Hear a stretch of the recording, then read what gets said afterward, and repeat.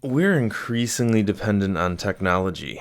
Our business and personal lives rely on it, but as you probably noticed, it's unreliable. They promise it'll get better, and they keep promising every year it'll get better, but it always gets worse. Our computers are slow, so we end up squinting at our little smartphones to do anything. We live in constant fear that something's going to happen to our personal data. So we're scared into paying for fake protection that proves useless when we actually have a disaster. The jokers we pay to fix our stuff have no clue what they're doing, so they wipe out our precious photos and tell us to buy a new machine or do fake virus scans because they think that still helps. If we only had someone to explain it all in plain English, so we can start protecting ourselves. If only we had the Computer Exorcist podcast with me, Mark Anthony Arena. Hi everyone, I'm Mark Anthony Arena, and this is the Computer Exorcist podcast. We expose update attacks, fake Wi-Fi, cloud control, and many more industry-wide scandals on the show. The show is for intelligent, successful people who are intimidated by technology, who feel stupid and think it's somehow their fault that they have problems, because their computer guy told them it was their fault. Once people learn what the industry is doing to them, once they hear it, once I explain it to people, they're ready to get torches and pitchforks. It's because on one hand you have normal, ethical, logical people with morals and common sense, and on the other hand is the tech industry, which has none of that. So my show exposes these scams and scandals in this field. So as a kid, technology used to be my passion, my hobby. It was an interesting world filled with possibilities.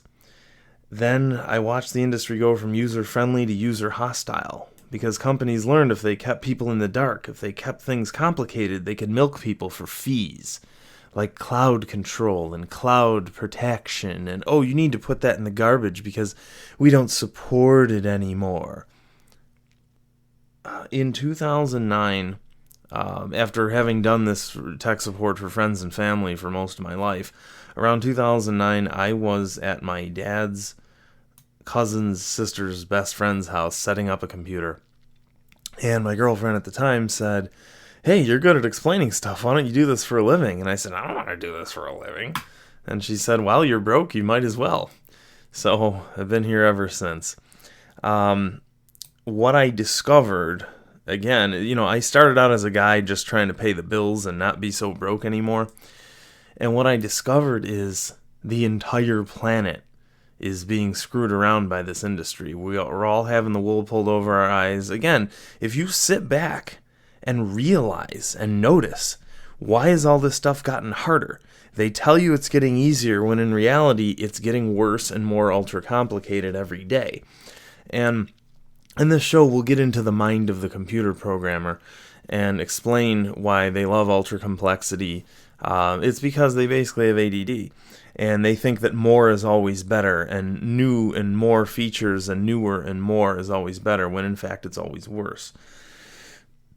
So around 2011, I took this side gig that I was doing to pay the bills, and I made it into a full-time gig. From then until now, I've been driving 12 hours a day, probably 80 miles a day, setting up technology for people and turning off all of the features. A lot of times people say, "Mark, why don't I just go out and buy a new computer? Why do I have to pay you to repair this one?" Because newer ones are always worse. And when you get a new machine, do not turn it on without me, because when you turn it on, they bully you into signing up for fake services like a Microsoft account or the OneDrive scandal, which we'll talk about.